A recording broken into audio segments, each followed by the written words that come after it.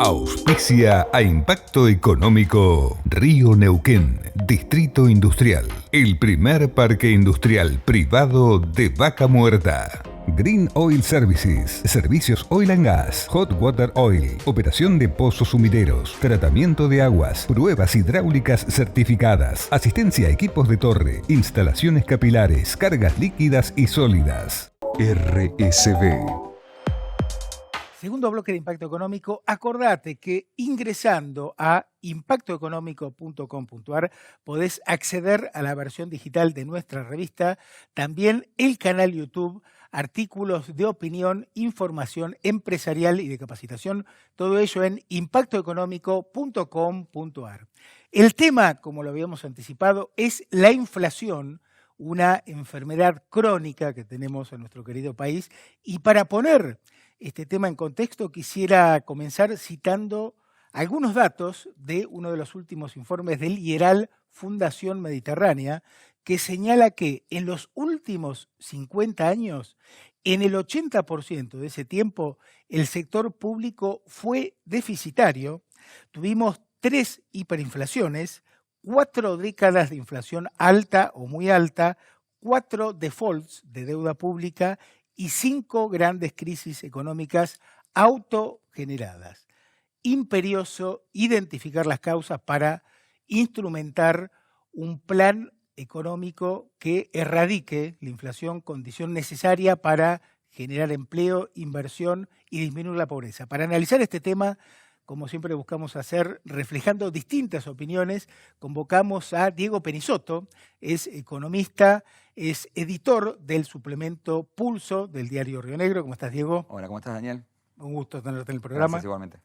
Y también a Juan Manuel Morales, magíster en economía y asesor económico. Juanma, bienvenido. ¿Cómo estás, Daniel? Gracias por la invitación. Un gusto también. Bueno, siguiendo la lógica de la medicina, antes de ir al análisis puntual de algunas de las medidas de este gobierno, a nivel conceptual, el diagnóstico de por qué venimos arrastrando este grave problema de la inflación desde hace tantos años y que hasta ahora no se ha solucionado. ¿Quién quiera comenzar? Como quieran, ¿eh? Dale. Bueno, arranco yo entonces. Mira, de acuerdo a lo que vos incluso recién mencionabas, yo también había tenido unos datos, me había fijado algunos datos, por lo menos de los últimos años. Mira, del 2010 hasta la actualidad, hasta este año incluso, Argentina va a tener un déficit fiscal financiero, un déficit fiscal global promedio de 4,8%, ¿no? Y según datos del IARAF, muy similar a lo que vos citabas también, en los últimos 61 años, 54 años tuvimos déficit fiscal, es decir, 9 de cada 10 años, ¿no? Entonces, a ver, ¿cuál es el problema que tiene Argentina? Es que Argentina no puede tener grandes déficits fiscales porque no tiene cómo financiarlos, ¿no? O sea, Argentina, como no crece, no puede financiarse en el mercado externo. Esto se genera un atoramiento de la deuda, que es lo que le pasó, por ejemplo, al gobierno de Mauricio Macri. Sin embargo, tampoco tiene la capacidad de financiarse localmente. Vos fijate, el déficit que estaba presupuestado para este año, creo que eran algo así como 2,2 billones de pesos, equivale al 80% de la cantidad de depósitos que tiene el sector privado en el sistema financiero, ¿no? En los bancos. Es decir, Claro, que, digamos, el déficit con todos los ahorros del sector privado solamente se puede financiar un año, pero después no se puede financiar más. Entonces, ¿qué implica que Argentina siga insistiendo en esta dinámica de mantener alto déficit fiscal? Que tiene que recurrir a la emisión monetaria. Porque, como les decía, no tiene manera de financiarse ni afuera ni en el mercado interno. La única manera que tiene el gobierno o el Tesoro de colocar deuda es dentro del Banco Central, claro. es al Banco Central. Sí. Y la presión impositiva ya está. Y la presión impositiva también. Ahora, en este sentido, mira, yo he sacado algunas cuentas. Del 2011 hasta la actualidad, la base monetaria, es decir, el dinero que circula en los agentes de la economía y algo que tienen los bancos, bueno, creció 1.700%. Es decir, que la base monetaria creció en promedio por año 30%. Digamos, no hay ningún país dentro de los países que tienen inflaciones normales, ¿no? Nosotros estamos en el quinto, en el sexto, séptimo lugar, pero digo, de los países que tienen inflaciones normales, que hayan tenido semejante dinámica de la base monetaria para financiar el déficit fiscal. Y lo que yo veo, digamos, viniendo a la actualidad, es que en el gobierno no están apuntando a resolver el problema inflacionario. Cuando vos ves, el Banco Central no dice nada sobre la inflación, no hay política monetaria concreta, previsible, no hay reglas monetarias, sino lo que vos ves que se está apuntando a resolver la inflación a partir de, por ejemplo, medidas del ministro de Producción Culfas, del cepo a la carne, para bajar los precios de la carne, a las exportaciones. ¿Lo podemos dejar ahí por un minutito? Diego, tu diagnóstico, ¿por qué esta inflación crónica que hasta ahora no se ha resuelto? Bueno, ¿por dónde empezamos? A ver, en términos generales coincido en que el gasto público es alto. De los 50 años que mencionabas, hubo solamente 4 o 5 de superávit. Fueron casualmente entre el 2006 y el 2009, si no me equivoco, 2010. Obviamente con soja volando por arriba de los $600. Pero de esos 50 años, digamos, estamos hablando gran parte de los últimos. Esos años de superávit fueron hace poco, digamos, ¿no? O sea que se puede tener gasto público alto y superávit, cosa que ya sucedió. No estoy diciendo que esté bien que el gasto sea alto. El gasto es alto y hay que bajarlo. De hecho, el gobierno venía haciendo, lo veníamos señalando nosotros en el diario, un fuerte ajuste, incluso silencioso, porque sin hablar de eso, la primera parte del año, el primer semestre del año, se sobrecumplió la meta fiscal. Fue toda esta polémica que hubo después de las elecciones y eso el gobierno lo venía haciendo. Así que el gobierno sí venía trabajando en la pauta inflacionaria con miras en el gasto público y la intención de reducir la emisión. Esa mirada está dentro del gobierno. Lo que pasa es que evidentemente si la intención o el discurso o la idea es el Estado hay que achicarlo, hay que reducirlo, hay que de un plumazo hacer desaparecer X cantidad de miles de puestos de trabajo en el sector público y hay que ajustar el gasto de golpe, bueno, evidentemente eso es inviable en una economía como esta. Y la pregunta que yo le hago a las personas que plantean eso es, ¿qué hacemos con toda la gente que queda fuera del sistema? ¿No? Porque después está la cuestión social y la cuestión política que hay que manejar también. No es solamente manejar una planilla de Excel o un modelo, ¿no? Entonces, ¿el gasto público hay que bajarlo? Sí. ¿La emisión monetaria hay que bajarla? Sí. El gobierno viene trabajando para eso. Lo que pasa es que eso hay que hacerlo progresivamente. No es cierto que no hay política antiinflacionaria y también coincido con que este tipo de medidas como el cepo a la carne y todas estas cuestiones no son efectivas para moderar los precios. Ahora, yo soy de la idea de que la inflación no es un fenómeno de una única causa. O sea, hay que salir de esta mirada. Es como pretender que para clavar un clavo usas un serrucho, para cortar una madera usas un serrucho, para freír un bife usas un serrucho. No se puede usar una sola herramienta para atacar un problema. Ahí diferís con lo que plantea Juan Manuel. Manuel. O sea, entonces, evidentemente, la emisión monetaria es uno de los grandes factores que afecta sobre la inflación. ¿Y los otros? Hay otros, por ejemplo, ¿no? Que tienen que ver con la matriz de costos, que tienen que ver con la dinámica del dólar, que tienen que ver con la disponibilidad de divisas, porque evidentemente si exportáramos más y tuviéramos más disponibilidad de divisas, evidentemente la presión sobre el dólar sería menor, la devaluación no sería tan alta y evidentemente eso no incidiría sobre los precios. Ahora, en un contexto como este, donde hay recesión desde hace 3 años, evidentemente emitir fuerte, y esto lo dice la propia teoría monetarista, digo, si la emisión crece a una velocidad más alta que el producto, bueno, evidentemente sí eso incide sobre los precios. Entonces, en este momento, la emisión es un problema. O sea, emitir cuando estás en recesión, obviamente es un problema. Por eso es un problema estas medidas que aparentemente empezaría a tomar el gobierno, ¿no? Digo, de tirar plata a la calle. Bueno, eso sí, de tirar mucha plata de golpe a la calle, evidentemente a la larga termina afectando en el nivel de precios, ¿no? Diego plantea que la emisión es una de las causas, que hay un factor o factores multicausales, sería el diagnóstico. Yo entiendo que sí, pero está, no solo la inflación. Está probado. De hecho, sacamos un informe hace poquito donde hay una correlación absoluta entre las devaluaciones y los precios. Digo, los años de alta devaluación se correlatan automáticamente con un año de alta inflación. ¿Digo? Juan Manuel, ¿tu visión? Bueno, yo ahí desacuerdo con Diego. Todos los países que han, digamos, corregido las altas inflaciones durante los 80, los 90, lo hicieron controlando agregados monetarios, es decir, controlando la oferta de dinero o la cantidad de dinero que circula entre los agentes. Ahora, cuando yo tengo que ver, por ejemplo, si la devaluación genera inflación, voy a este año nada más. La devaluación oficial, el gobierno la estima en 25%, sin embargo, la inflación va a estar cerca del 50%.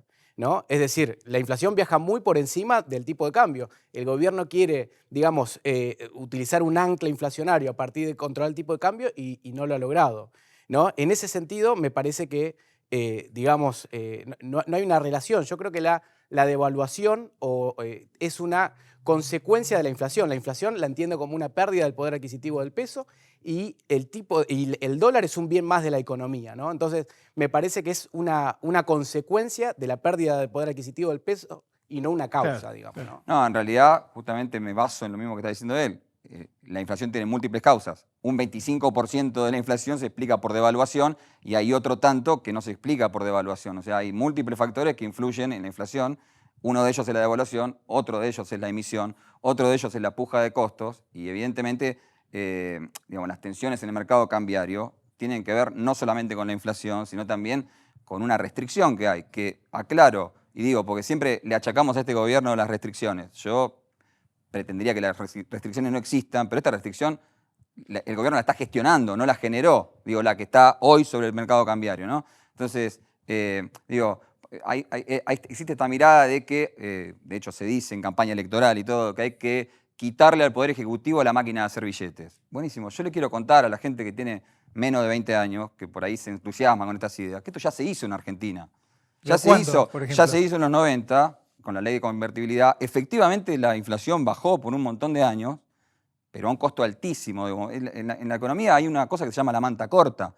Solucionás un problema y evidentemente te compras otro, porque las variables inciden unas en las otras. Entonces, tuvimos 10 años de inflación casi cero y terminamos con la pobreza en el 50, porque si la intención es reducir la pobreza no se redujo con la ley de convertibilidad. Terminamos ese periodo de 10 años con 50% de pobres y con un 25% de desempleo. Perdón, con un 25% de desempleo. Sí. Entonces, yo a los que me dicen hay que quitarle al Poder Ejecutivo la máquina de hacer billetes, les pregunto, ¿eso es, junto con flexibilización laboral, apertura restricta del mercado de capitales, apertura comercial y todo lo que ya vivimos en los 90, ya vimos que no funcionó? Bueno, algo hay que hacer en el mercado laboral, ¿no? Después podemos ir a ese tema.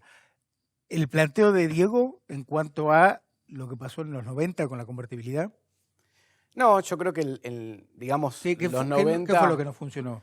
Bueno, me parece que quedaron algunas reformas por la mitad y eso obviamente quitó competitividad argentina, ¿no? Por ahí tenemos la mirada de ver que la competitividad, lo único que te da competitividad es el tipo de cambio. Sin embargo, han faltado, digamos, me parece, reformas en cuanto a lo laboral, en cuanto a flexibilidad de algunas variables que han generado que en los 90 Argentina no sea competitiva, ¿no? Me parece que la cuestión va por ahí. Ahora, respecto, no sé si vamos a hablar de la legislación laboral, me parece que tampoco es inclusivo que hoy en día con esta legislación laboral 1 de cada 2 trabajadores esté en el circuito informal, digamos, ¿no? Bien, ahí vamos a ir a este tema en el segundo bloque para cuando desarrollemos el tema de inversión. Ahora, Juan Manuel planteaba una inflación promedio del 30% en los últimos, dijiste, 10 años. No, un aumento de la base monetaria, del 30%. Claro, que más o menos coincide con la inflación promedio. Sí, más o menos. Sí. O sea, ahí no habría una correlación emisión-inflación. Sí, hay correlación entre la emisión monetaria y la inflación, como también la hay entre la devaluación y la inflación, y como también la hay entre el crecimiento del producto y la inflación. Porque, repito, no es lo mismo emitir en momentos de alta demanda y de crecimiento que emitir en momentos de recesión, evidentemente. Ahora, me quedo con algo que dijo Juan Manuel recién, que hacía referencia a la cuestión de la emisión monetaria y de la deuda, ¿no? Dice, el gobierno o emite o toma deuda. Bueno, hasta el hemos hecho todo, ¿no? Hasta el año 2015 nos financiábamos a nivel interno y no teníamos acceso al mercado internacional de deuda, ¿no? Yo recuerdo en este mismo programa haber debatido con otra persona y haber escuchado, no es un problema financiarse con deuda. Bueno, acá estamos, 7 años después de aquel debate. ¿Qué memoria que tenés? Claro, porque digo, de repente, uno puede vivir con lo propio y emitir siempre tiene este tipo de complicaciones, pero después, cuando dejás de emitir y elegís financiarte con deuda externa, nos encontramos con una restricción que es doblemente gravosa para la economía como la que estamos hoy, porque hoy tenemos que lidiar, Guzmán no solamente lidia con el tema de inflación, Guzmán lo que tiene en la mente es el Fondo Monetario. Y ahí está el problema.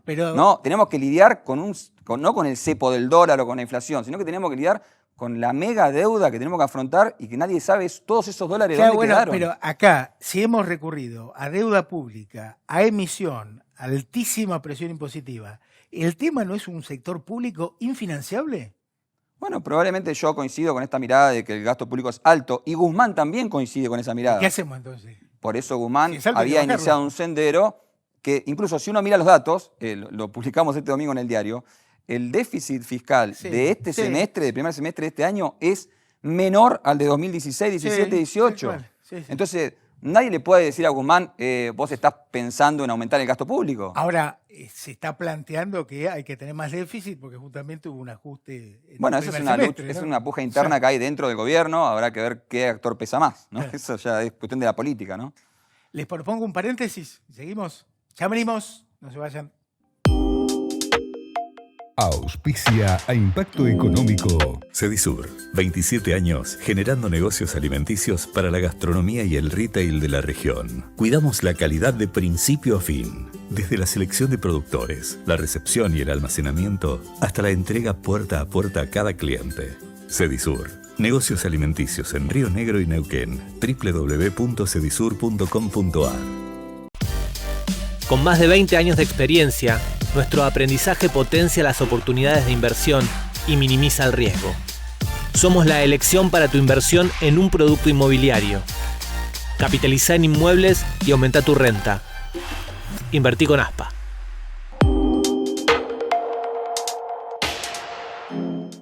A veces estás con la mente en un lado y el cuerpo en el otro. Puede ser divertido, si es para jugar, soñar o imaginar. Pero si eso pasa por un tema de salud, lo que necesitas es Camp Doctor, para que tu cuerpo y tu mente vuelvan a estar juntos y puedas dejar las preocupaciones atrás. Camp Doctor es la telemedicina de Medife, accesible desde cualquier lugar del mundo, con consultas programadas, recetas, consultas espontáneas y mucho más. Desarrollado con Google Cloud y con el respaldo de Sanatorio Finoquieto. Medife está conmigo. Somos un equipo de empresas que colaboran entre sí para generar soluciones de ingeniería, tecnología de la información, inspección de obras, capacitación y management. Cluster CIAR, el equipo que lo hace posible. Lorena Barrau, Estética y Spa. La mejor tecnología en tratamientos faciales y corporales no invasivos. Los mejores resultados en pocas sesiones. Las últimas tendencias a nivel internacional. En Instagram, Lorena Barrau.